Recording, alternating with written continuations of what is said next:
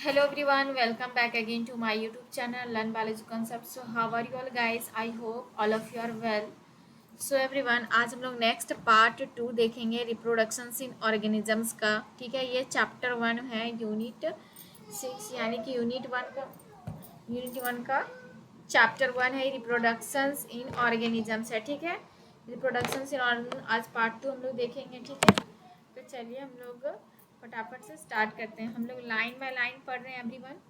So you know, अगर आप competitions की तैयारी कर रहे हो तो लाइन बाय लाइन एनसीईआरटी के हर एक लाइन हमारे लिए क्या हो जाती है, इम्पॉर्टेंट हो जाती है, क्योंकि कौन से एनसीईआरटी के लाइन से क्वेश्चंस उठा के आ जाए हम कोई नहीं कह सकते। 1 मिनट गाइस, मैं अभी आई।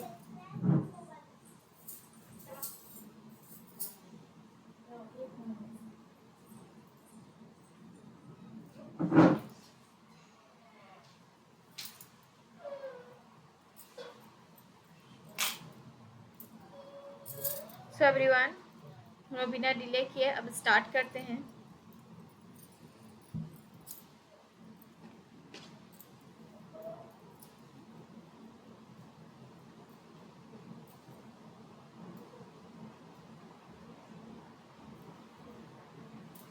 वन सेकेंड वेट, मैं पीडीएफ अपलोड करती हूँ।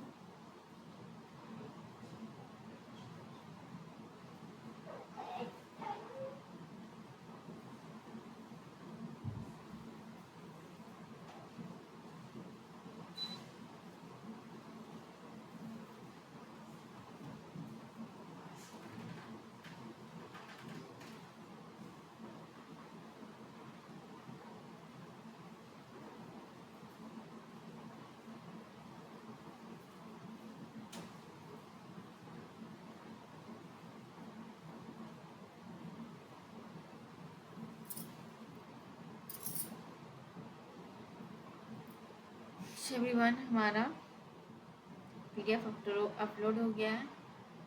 तो कल हम लोग कहाँ तक पढ़े थे देख लेते हैं। तो कल हम लोगों ने ए सेक्सुअल रिप्रोडक्शंस को पूरा कंप्लीट कर लिया था। ठीक है, तो आज हम लोग सेक्सुअल रिप्रोडक्शन से स्टार्ट करेंगे। ठीक है, कल हम लोगों ने ए सेक्सुअल पूरा कंप्लीट पढ़ लिया था, आज हम लोग सेक्सुअल रिप्रोडक्शन से स्टार्ट करते हैं। ओके, सो सेक्सुअल रिप्रोडक्शन, तो नाम से ही पता चल रहा है सेक्सुअल रिप्रोडक्शन से 2 पेरेंट्स का क्या होगा, इन्वॉल्वमेंट होगा। ठीक है, 2 पेरेंट्स इसमें क्या होंगे, इवॉल्व होंगे। ओके, सेक्सुअल रिप्रोडक्शन में क्या होता है, 2 पेरेंट्स इवॉल्व होते हैं। तो हम लोग पढ़ते हैं लाइन बाय लाइन, क्योंकि एनसीईआरटी का यू नो एवरीवन कंपटीशन निकालना या आप पीजीटी या नेट का तैयारी कर रहे हो तो उसके लिए टीजीटी पीजीटी के लिए आपको एनसीईआरटी के हर एक लाइन को केयरफुली पढ़ना होता है और उसे समझना होता है। ठीक है, तभी आपका कॉम्पिटिशन सक्सेस होगा। ओके, सो एवरीवन, बिना डिले किए हम लोग स्टार्ट करते हैं। Sexual reproductions involves formations of the male and female gametes. ठीक है, सेक्सुअल रिप्रोडक्शंस किसमें इन्वॉल्व रहता है, मेल और फीमेल गैमेट के फॉर्मेशन में। ठीक है, either by the same individuals और बाय द डिफरेंट इंडिविजुअल्स। ठीक है, या तो सेम इंडिविजुअल्स के द्वारा गैमेट का क्या होता है, फॉर्मेशन होता है, या तो डिफरेंट इंडिविजुअल्स के द्वारा होता है। ठीक है, ऑफ द अपोजिट सेक्स, और सेक्स कैसा होता है, अपोजिट होता है। अपोजिट मीन्स वन अगर मेल होगा तो अदर पार्टनर क्या होगा, फीमेल होगा। ठीक है, so this gametes fuse to form the zygote, और ये गैमेट क्या होता है, फ्यूज करता है। ठीक है, अगर मेल एंड फीमेल, ठीक है, मेल से कौन से गैमेट आता है, तो एक्स वाई, और फीमेल से एक्स एक्स। ठीक है, जो दोनों के गैमेट आए तो दोनों क्या होते हैं, फ्यूज करके क्या बनाते हैं, जाइगोट बनाते हैं। ठीक है, जाइगोट बनाते हैं which haves to which develops to form the new organisms, और ये आगे जाके क्या बनता है, न्यू ऑर्गेनिजम्स बनते हैं। ठीक है, ये आगे जाके न्यू ऑर्गेनिजम्स बनते हैं। It is an elaborate complex slow process as compare to a sexual reproduction. ठीक है, ए सेक्सुअल रिप्रोडक्शन के हम लोग कंपेयर करें तो जो सेक्सुअल रिप्रोडक्शन है ये क्या है, ज़्यादा इलेबोरेट है। ठीक है, इलेबोरेट है, कॉम्प्लिकेटेड है, थोड़ा कॉम्प्लेक्स है और स्लो प्रोसेस होता है इसमें। तो इसका प्रोसेस क्या थोड़ा स्लो है compare to as compare to the asexual reproduction के कंपेयर में, ठीक है। Because of the fusion of the male and female gametes, right, because the fusion of male and female gametes sexual reproductions results in offsprings that are not identical to the parents or amongst themselves, ठीक है। तो क्या कह रहा है, जो sexual reproductions में क्या होते हैं, मेल और फीमेल गैमिट के जो फ्यूजन्स होते हैं, ठीक है, मेल और फीमेल गैमिट के फ्यूजन से जो न्यू ऑर्गेनिजम्स का क्या होता है, डेवलपमेंट्स होता है।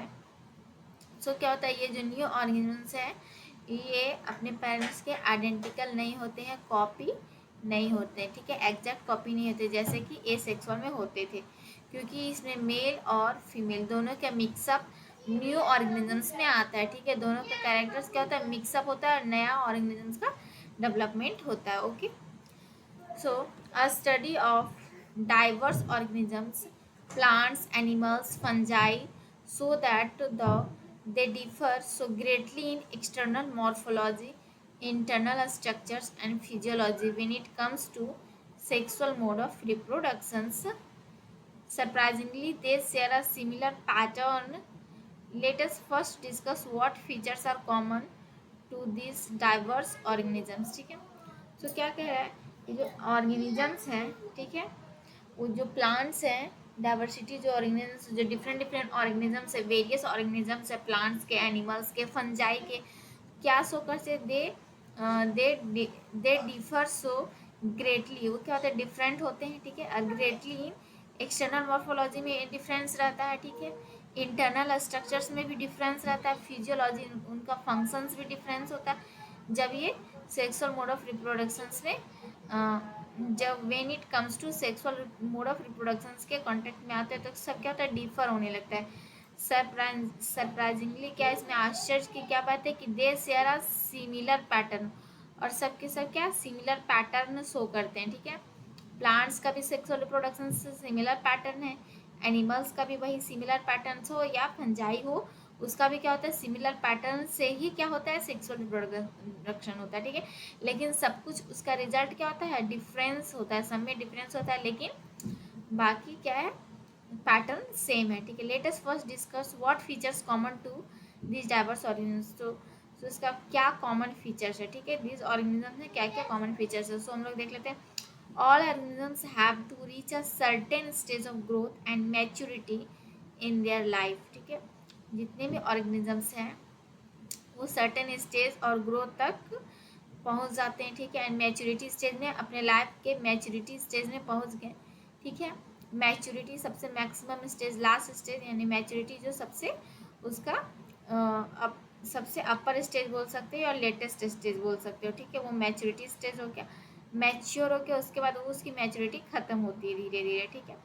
तो before they can reproduce sexually, ठीक है, जब कोई भी ऑर्गेनिजम्स क्या होता है, जब अपने मैच्योरिटी स्टेज में आ जाते हैं तो उस स्टेज में क्या हो सकता है, वे अपना वो क्या हो जाते हैं, रेडी हो जाते हैं रिप्रोड्यूस, सेक्सुअली रिप्रोड्यूस करने के लिए, ठीक है, न्यू ऑर्गेनिजम्स को डेवलपमेंट के लिए।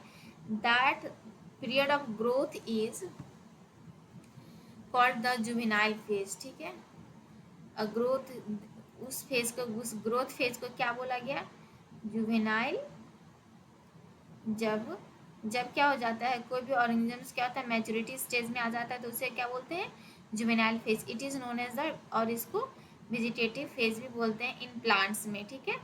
जुवेनाइल फेज किस में बोलते हैं, इन एनिमल्स में बोलते हैं, ठीक है, और वेजिटेटिव फेज किस में बोलते हैं, इन प्लांट्स में बोलते हैं। ओके, इन प्लांट्स में बोलते हैं कब, जब कोई भी ऑर्गेनिजम्स कहाँ पे आ जाए, मैच्योरिटी स्टेज में आ जाए अपना, ओके, मैच्योरिटी स्टेज में आ जाए, ठीक है।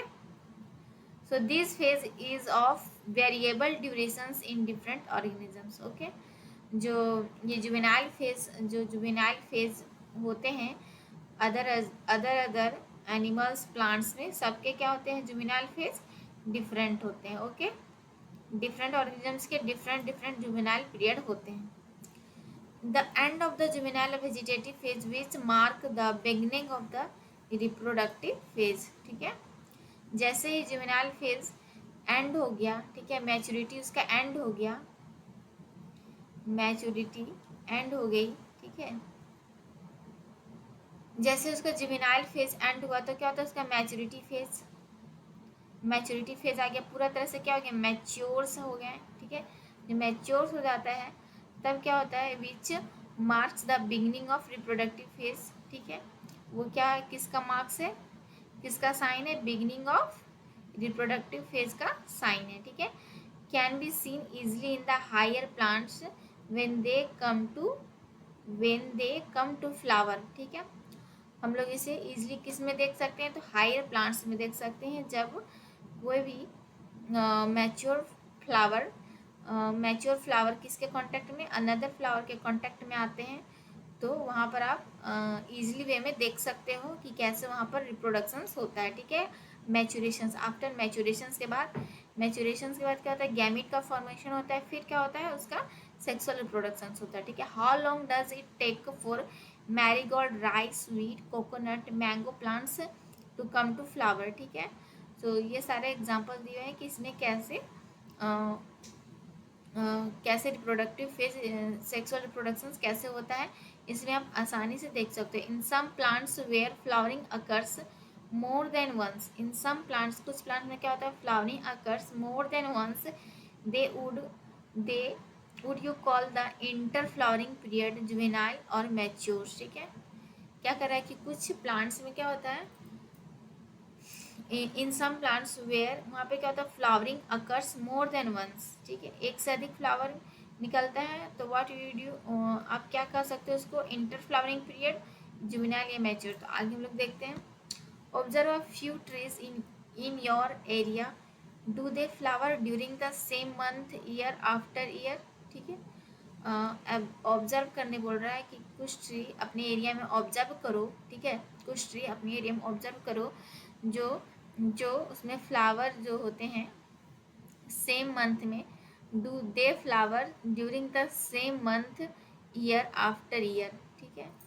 डू दे, वो जो फ्लावर जो देते हैं, ग्रो करते हैं प्लांट में, तो उसका क्या देखना है, तो फ्लावर का टाइमिंग देखना है, ठीक है, कि फ्लावर टाइमिंग कब से होती है, उसकी फ्लावर टाइमिंग क्या है, सेम मंथ में है या ईयर में है या after year. What do you think the availability of the fruits like mango, Apple, jackfruit, etc. is seasonal, ठीक है। Why do you think the जो फ्रूट्स होते हैं जैसे मैंगो, एप्पल, जैकफ्रूट्स, ये सब सीजनली ही क्यों आते हैं, ठीक है। क्या सोचते हो कि सीजनली ही क्यों आते हैं। Are there some plants that flower throughout the year and some others that show seasonal flowerings, ठीक है। तो इसका मतलब क्या है कि आर देयर क्या, सम प्लांट्स, कोई प्लांट्स अपने फ्लावर लाइफ टाइम तक देते हैं थ्रू आउट द ईयर, पूरा सालों भर, और कुछ प्लांट्स क्या होते हैं सीजनली फ्लावरिंग्स करते हैं, ठीक है। इसका मतलब यही निकल रहा है कि सीजनली फ्लावरिंग्स देते हैं तभी तो सीजनली फ्रूट्स आते हैं, ठीक है। और कोई कोई क्या होते हैं पूरी ईयरली आते हैं, okay, annual. So plants the annual and biennial types, so इसीलिए हम लोग उसको प्लांट्स को एनुअल या बाइनियल टाइप्स को बोलते हैं, ठीक है। So clear cut vegetative reproductive senescent phase, but in the perennial species it is very difficult to clearly define these phases, ठीक है। A few plants exhibit unusual flowering phenomenon, some of them such as bamboo species flower only once in their lifetime, generally after 50 to 100 years, produce large number of fruits and die, ठीक है। जो bamboo species है ये important हो जाता है, ठीक है। जो बैम्बू स्पेसीज है, ठीक है, उसका फ्लावर लाइफ में एक ही बार, लाइफ टाइम में पूरा एक बार फ्लावर वो अपना ग्रो करता है, ठीक है, बैम्बू स्पेसीज। और जनरली वो आफ्टर 50 से 100 साल के बाद प्रोड्यूस करता है लार्ज नंबर फ्रूट्स, और फिर क्या होता है वो डाई हो जाता है, ठीक है, फिर उसकी डेथ हो जाती है। अनदर प्लांट्स है स्ट्रोबिलैंथस कुंथियाना, ठीक है, इसको क्या बोलते हैं, नीला कुरुंजी, ठीक है। फ्लावर वंस इन 12 ईयर्स, तो 12 साल में एक बार ये फ्लावर्स देता है, कौन, स्ट्रॉबिल स्ट्रॉबिल एंथस कुंथियाना, ठीक है, या तो इसको बोलते हैं नील एकुरंजी, नील एकुरंजी, ठीक है। सो ये हमारा बैम्बू स्पेसिस 50 से 100 साल में फ्लावर्स देते हैं एक बार, ठीक है, ओनली वन लाइफ टाइम में एक बार देते हैं। Large number of fruits produce करता है। उसके बाद क्या हो जाता है, उसकी डेथ हो जाती है किसका, बैम्बू का। जबकि अनदर कौन सा, स्ट्रॉबिलैंथस कुंथियाना जो है वो फ्लावर ओनली वन करता है, फ्लावर वंस इन 12 ईयर्स, 12 साल में एक बार करता है, ठीक है। 12 साल में एक बार फ्लावर को ग्रोथ होता है किसने, स्ट्रॉबिलैंथस कुंथियाना या नीलकृंजी, ठीक है। As many of you would know this plant flowered during September October 2006, ठीक है। आप में से कुछ जरूर जानते होंगे, ठीक है, कि जो ये प्लांट है ये सितंबर और अक्टूबर में 2006 में क्या हुआ था, फ्लावर्ड आए थे इस प्लांट में, ठीक है। its mass its mass flowering trans its mass flowering transformed large tracts of hilly areas in Kerala, ठीक है। its mass flowering transformed large tract of hilly areas in Kerala, Karnataka, Tamil Nadu into blue stretches and attract a large number of tourists, ठीक है। जो flowering का मास है, इस flowering का जो मास है सो किसमें ट्रांसफॉर्म हो जाता है, तो लार्ज हिली एरियाज में ट्रांसफॉर्म हो जाता है। कहाँ पे, तो कहाँ पे पाया जाता है, केरला में, कर्नाटका में, तमिलनाडु में, तमिलनाडु में into blue stretches and attract a large number of tourist, ठीक है। इसके जो तमिलनाडु इनटू ब्लू स्ट्रेचेज में ये कैसे अट्रैक्ट करते हैं, लार्ज नंबर ऑफ टूरिस्ट को इसके तरफ क्या हो सकता है, अपने तरफ अट्रैक्ट करते हैं, ठीक है। तो कौन से प्लांट, तो ये स्ट्रॉबिलैंथस कुंथियाना प्लांट के बारे में हम लोग बात कर रहे हैं, ठीक है। कहाँ कहाँ पाया जाता है, तो केरला में, कर्नाटका में और तमिलनाडु में, ठीक है। इसमें तमिलनाडु इनटू, और इसमें क्या होता है, ब्लू स्ट्रेचेस होते हैं जो अट्रैक्ट करते हैं किसको, टूरिस्ट को। In animals juvenile phase is followed by the morphological physiological changes prior to active reproductive behaviour, ठीक है।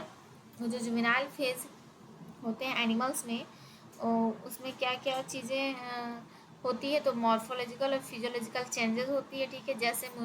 जैसे हमारा जुवेनाइल कंप्लीट होता है तो उसमें मॉर्फोलॉजिकल, ठीक है, external structures, physiological internal structures में चेंजेस होना शुरू हो जाता है। और एक्टिव बिहेवियर क्या, और रिप्रोडक्टिव बिहेवियर क्या हो जाता है, एक्टिव हो जाता है, ठीक है।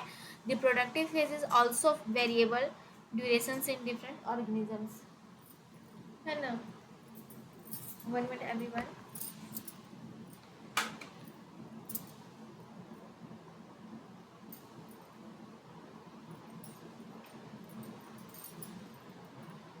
Reproductive phase is also of variable duration different organisms। reproductive phase भी क्या होता है, वेरिएबल होता है, डिफरेंट ऑर्गेनिजम्स में रिप्रोडक्टिव फेज डिफरेंट टाइमिंग के, उसके ड्यूरेशंस डिफरेंट ड्यूरेशंस होते हैं, ठीक है। डिफरेंट ऑर्गेनिजम्स में डिफरेंट ड्यूरेशंस होता है रिप्रोडक्टिव फेज का। Can you list the changes seen in human beings that are indicative of reproductive maturity, ठीक है। तो क्या आप लिस्ट बना सकते हो अपने ह्यूमन बींग्स में ही जो इंडिकेट है रिप्रोडक्टिव मैच्योरिटी का, कि उसका रिप्रोडक्टिव मैच्योरिटी हो गया, ठीक है। चलो आगे देखते हैं। Among animals, for example birds, do they lay eggs all through the years, ठीक है, ऑल थ्रू द ईयर्स, ठीक है। और it is a seasonal phenomena, ये क्या है, सीजनल, क्या ये सीजनल फिनोमिना है। What about other animals like frogs and lizards के बारे में क्या है, ठीक है। You will notice that birds living in nature lay eggs only seasonally, ठीक है। क्या आपने नोटिस किया होगा, ठीक है। यू विल नोटिस, आप या फिर आप नोटिस करोगे, ठीक है। यू विल नोटिस, आप नोटिस करोगे कि जो बर्ड्स नेचर में रहते हैं वो अपने एग्स को सीजनली ले करते हैं, ठीक है, सीजनली ले करते हैं। However birds in captivity as in poultry farms can be made to lay eggs throughout the year. Okay, जो बर्ड्स होते हैं कहाँ पर, पोल्ट्री फॉर्म्स में होते हैं। जो बर्ड्स कहाँ होते हैं, पोल्ट्री फॉर्म्स में होते हैं, जहाँ पर हम लोग क्या करते हैं, बर्ड्स का पोल्ट्री फार्म में जो हमारे सबसे फेमस बर्ड्स कौन सा है पोल्ट्री फार्म का, तो हेन्स है। ठीक है, कौन है, हेन्स। जो वहाँ पर हेन्स होते हैं तो वो अपने अंडे थ्रू आउट द ईयर देते हैं, through out annual, through out the year. ठीक है, देते हैं किसी इन, वहाँ पर क्या होता है, केमिकल्स, वहाँ पर पोल्ट्री फार्म में केमिकल्स क्या हो जाते हैं, उन लोग को केमिकल्स के थ्रू, केमिकल्स इंजेक्ट होते हैं जिसके थ्रू क्या होता है, वहाँ के बर्ड्स होते हैं जो थ्रू आउट द ईयर अपने एग को ले करते हैं। ठीक है, in this case laying egg is not related to reproductions but it is a commercial exploitations for human welfare. ठीक है, तो ह्यूमन बींग्स के लिए, ह्यूमन्स के वेलफेयर के लिए क्या होता है ना, कॉमर्शियल एक्सप्लोटेशंस के लिए क्या होता है, वहाँ पर एक को ले करवाया जाता है। ठीक है, पोल्ट्री फॉर्म्स में the females of placental mammals exhibits cyclical changes in the activities of, 1 minute everyone.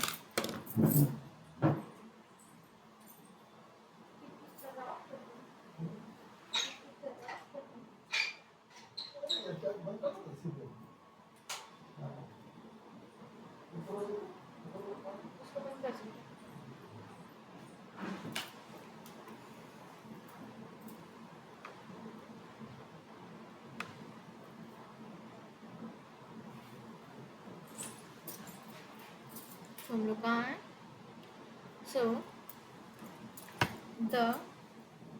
The females of placental mammals exhibit cyclical changes in the activities of ovaries and accessory ducts as well as hormones during the reproductive phase. ठीक है, तो क्या कह रहा है, the females of placental mammals, जो mammals में placenta present होता है वैसे फीमेल्स क्या एग्जिबिट करती है, साइक्लिकल चेंजेस होता है। ठीक है, activities of, in the activities ovaries के एक्टिविटीज में एंड एक्सेसरी डक्ट्स में और एज वेल हार्मोन्स में क्या होता है, चेंजेस होता है। कब, तो रिप्रोडक्टिव फेज में जब वो एंटर करती है फीमेल्स। ठीक है, कैसी फीमेल्स, तो प्लासेंटल्स मैमल्स, प्लासेंटल मैमल्स वाली फीमेल्स जब अपने रिप्रोडक्टिव फेज में एंटर करती है तो उसमें साइक्लिकल चेंजेस देखने को मिलते हैं। ठीक है, तो एक्टिविटीज़ ऑफ ओवरीज, ठीक है, ओवरीज के एक्टिविटीज़ में चेंजेस होगा। एक्सेसरी डक्ट्स, अभी आपको ये वर्ड्स नहीं समझ में आ रहे होंगे तो फिर हम लोग इसे पढ़ेंगे। ठीक है, नेक्स्ट चैप्टर में हमारे ये डिटेल में होंगे। ओके, सो अभी आप देखते जाओ कि क्या क्या है, जैसे कि हॉर्मोन्स, हॉर्मोन्स का भी हमारा एक चैप्टर्स है, उसको अलग से क्लास 12 में ही है। ठीक है, डिटेल में उसका क्लास 11 या 12 में नहीं होगा तो 11 में होगा, तो उसको डिटेल में 11 में ही है ना। हॉर्मोन्स के बारे में आप लोगों ने क्लास 11 में ही पढ़ चुका होगा डिटेल में। ठीक है, सो ये सब चेंजेस, ठीक है, ये सब जो चेंजेस है वो दिखने लगते हैं। ठीक है, अब इन नॉन प्राइमेट मैमल्स, ये तो हो गया कि प्लासेंटल मैमल्स। ठीक है, जो नॉन प्राइमेट मैमल्स होते हैं जैसे कि cows, sheep, rat, deers, dogs, tigers ETC, such cyclical changes during reproductions are called the oestrus cycle. ठीक है, जबकि जो प्राइमेट्स होते हैं जैसे कि मंकी, एप्स और ह्यूमन बींग्स, हम लोग क्या होते हैं, प्राइमेट्स में आते हैं, और ये और ऐसे साइक्लिकल चेंजेस को क्या कहते हैं, मेंस्ट्रुअल साइकिल बोलते हैं। ठीक है, याद रखिएगा एवरीवन, मेंस्ट्रुअल साइकिल किसको बोलते हैं, जो प्राइमेट्स मैमल्स होते हैं, जो प्राइमेट्स मैमल्स होते हैं। ठीक है, जो प्राइमेट्स मैमल्स होते हैं उसमें कैसा साइकिल पाया जाता है, तो मेंस्ट्रुअल साइकिल पाए जाते हैं। ठीक है, और जो नॉन प्राइमेट्स होते हैं,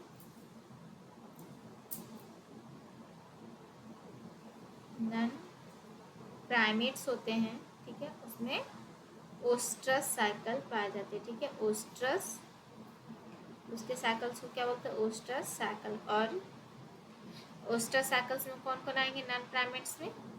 तो आ जाएंगे आपके कॉज, याद रखिएगा, कॉज, सीप, रैट, डियर, डॉग, टाइगर। ठीक है, कॉज, सीप, रैट भी, कौ भी, गाय भी, सीप भेड़, रैट चूहा, डियर हिरन, डॉग कुत्ता, टाइगर। ठीक है, ये सब के सब किस में आते हैं? तो ओस्टर साइकिल में। और मेंस्ट्रुअल साइकिल में ओनली 3 मंकीज, एप्स और ह्यूमन बींग्स, ये 3 मेंस्ट्रुअल साइकिल फॉलो करते हैं। ठीक है, many mammals specially those living in natural wild conditions exhibit such cycles only during favorable seasons in their reproductive phase and are therefore called the seasonal breeders। ठीक है, और many mammals बहुत से mammals ऐसे होते हैं जो कहाँ पे रहते हैं? नेचुरली वाइल्ड कंडीशन में जो रहते हैं। ठीक है, एग्जिबिट्स सच साइकिल्स ओनली ड्यूरिंग, जो साइकिल्स दिया हुआ है ओनली उनके पास कब होता है? फेवरेबल सीजन्स में साइकिल क्या होता है? एक्टिव होते हैं। ठीक है, उनके रिप्रोडक्टिव फेज में। वैसे एथी को क्या बोलेंगे? फेज को सीजनल ब्रीडर्स। वैसे ब्रीडर्स, वैसे मैमल्स को क्या बोलते हैं? सीजनल ब्रीडर्स, जो सीजनली एक्टिव होते हैं। ठीक है, सीजनली रिप्रोडक्टिव फेज उसके एक्टिव होते हैं, इसको क्या बोलते हैं? Seasonal breeders. Many other mammals are reproductively active throughout their reproductive phase and hence is called the continuous breeder. ठीक है, और बहुत सारे ऐसे अदर एनिमल्स होते हैं जो थ्रू आउट रिप्रोडक्टिव फेज उसका क्या रहता है? एक्टिव रहता है, और वैसे को क्या बोलते हैं? Continuous breeder. ठीक है, जिसका सीजनली सीजन पे रिप्रोडक्टिव फेज एक्टिव होता है उसको सीजनल ब्रीडर्स बोलते हैं। समझ में आएंगे? तो हम लोगों ने यहाँ पर क्या क्या पढ़ा? मेंस्ट्रुअल साइकिल पढ़ा, ओइस्ट्रस साइकिल पढ़ा। ठीक है, ओइस्ट्रस साइकिल्स पढ़ा। ठीक है, सीजनल ब्रीडर्स देखा और कंटिन्यूअस ब्रीडर्स देखा। ठीक है, अब हम लोग नेक्स्ट देखते हैं। That we all grow old if we live long enough is something that we recognize, but what is meant by growing old? The end of reproductive। ठीक है, क्या कह रहा है? कि that we all grow old. ठीक है, if we live long enough, that we all grow old, हम लोग ओल्ड, हम लोग वी ऑल ग्रो ओल्ड, हम लोग बुढ़ापे तक ग्रो करेंगे। ठीक है, is something that we recognise. ठीक है, इज समथिंग कुछ रहेगा जो हम लोग अपने आप को क्या करेंगे? रिकोगनाइज कर पाएंगे। But what is meant by the growing old? Growing old का मतलब क्या है? द एंड ऑफ अभी सबसे पहले हमारा क्या है? जुवेनाइल, जब जन्म लिया तो जुवेनाइल फेज आया। जुवेनाइल फेज जैसे एंड हुआ तो कौन सा हमारा आ गया? रिप्रोडक्टिव फेज आया। ठीक है, रिप्रोडक्टिव फेज। अब रिप्रोडक्टिव फेज एंड होगा तो हमारा कौन सा फेज होगा? तो देख लेते हैं। जैसे हमारा रिप्रोडक्टिव फेज एंड होगा तो हमारा, जब हम लोग ओल्ड हो जाएंगे, ठीक है, तो हमारा सेनेसेंस फेज आएगा। ठीक है, सबसे पहले बर्थ से लेकर के रिप्रोडक्टिव से पहले। ठीक है, बिफोर रिप्रोडक्टिव तक हमारा कौन सा फेज रहता है? जुवेनाइल फेज रहता है। ठीक है, after ending of the juvenile phase हमारा रिप्रोडक्टिव फेज एक्टिव होता है, और after ending of the reproductive phase हमारा सेनेसेंट फेज एक्टिव होता है। ठीक है, तो ये दिया सेनेसेंस को हम लोग ओल्ड एज भी कहते हैं। ठीक है, old age. Okay, so there are concomitant changes in the body like slowing of metabolism etc during this last phase of life span। ठीक है, और ये क्या है? Last stage of life span का लास्ट स्टेज है कौन? सेनेसेंट और old age. Old age ultimately leads to death. ठीक है, ओल्ड एज किस में रिजल्ट देता है? डेथ में। ठीक है, in both plants and animals hormones are responsible for. ठीक है, इन बोथ प्लांट्स एंड एक मिनट एवरीवन, जो प्लांट्स और एनिमल दोनों में हार्मोन्स रिस्पॉन्सिबल होते हैं किसके लिए? ट्रांजिशंस बिटवीन द 3 फेजेस में ट्रांजिशन जो होता है, चेंजेस होते हैं, उसके लिए रिस्पॉन्सिबल होते हैं दोनों प्लांट्स और एनिमल्स में। दोनों में कौन? हार्मोन्स रिस्पॉन्सिबल होते हैं। Interaction between hormones and Certain environmental factors regulate the reproductive process and associated behavior expressions of organisms. ठीक है, सो क्या कह रहे हैं एवरीवन, जो इंट्रैक्शन होता है, ठीक है, किसके, हार्मोन और इन्वायरमेंटल फैक्टर के बीच, तो किस क्या रेगुलेट करता है, रिप्रोडक्टिव प्रोसेसेस रेगुलेट होते हैं, और and the associated behavioural expressions of organisms, ठीक है, और बिहेवियर जो एक्सप्रेस होता है, ठीक है, एसोसिएट उससे रिलेटेड जो बिहेवियर एक्सप्रेस होता है ऑर्गेनिजम्स का एक्सप्रेस होता है, ठीक है। इवेंट्स इन सेक्सुअल प्रोडक्ट में क्या क्या इवेंट होता है वो हम लोग देख लेते हैं, ठीक है। आफ्टर अटेनमेंट ऑफ मैच्योरिटी, जैसे भी कोई ऑर्गेनिजम्स है वो मैच्योरिटी क्या हो गया, अटेंट हो गया, ठीक है, मैच्योर हो गया, वो मैच्योर क्या कर लिया, अटेंड कर लिया। अब क्या होता है, all sexually reproducing organisms exhibits events and processes that have remarkable fundamental similarity, even though the structures associated with sexual reproduction are indeed very different, ठीक है। आफ्टर अटेनमेंट ऑफ मेच्योरिटी को अटेंड करने के बाद ऑल सेक्सुअली रिप्रोडक्टिव ऑर्गेन्स क्या exhibit करता है, events, ठीक है, events and processes that have remarkable fundamental similarity, okay. जो सेक्सुअल रिप्रोडक्टिव ऑर्गेन्स है उसके बीच इवेंट्स होती है, घटना घटती है, ठीक है, चेंजेस होते हैं, ठीक है, फंडामेंटल सिमिलरिटी होता है। Even the structures associated with sexual reproduction are very different, structures भी क्या हो जाते हैं, डिफरेंट हो जाते हैं सेक्सुअल रिप्रोडक्टिव ऑर्गेनिजम्स के। The events of sexual reproduction the elaborate and complex, ठीक है, जो सेक्सुअल रिप्रोडक्शन के इवेंट्स क्या होते हैं, इलेबोरेट्स होते हैं, इन डिटेल में होते हैं, और क्या होते हैं, कॉम्प्लेक्स होते हैं, फॉलो और रेगुलर सीक्वेंस को फॉलो करते हैं। Sexual reproduction is characterised by the fusions of the male and female gametes and formations of zygotes and embryogenesis, ठीक है। For conveyance of these sequential events may grouped into the three distinct stages, ठीक है। जो stage है fertilisation का 3 stage है, reproduction का 3, pre fertilisation, fertilisation और पोस्ट फर्टिलाइजेशन। तो फर्टिलाइजेशन होने से पहले क्या क्या होता है, प्री फर्टिलाइजेशन में क्या होता है वो देख लेते हैं, ठीक है।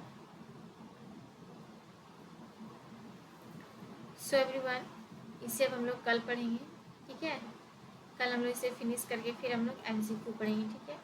ये चैप्टर लंबा है तो धीरे धीरे इसलिए हम लोग इसे करेंगे, तो कल हम लोग इसको फिनिश कर देंगे, ठीक है। उसके बाद हम लोग फिर MCQ करेंगे।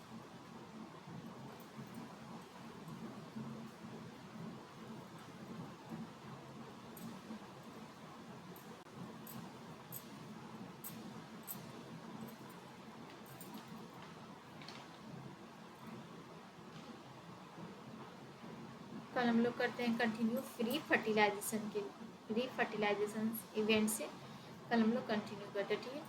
सो तब तक के लिए थैंक यू, बाय बाय।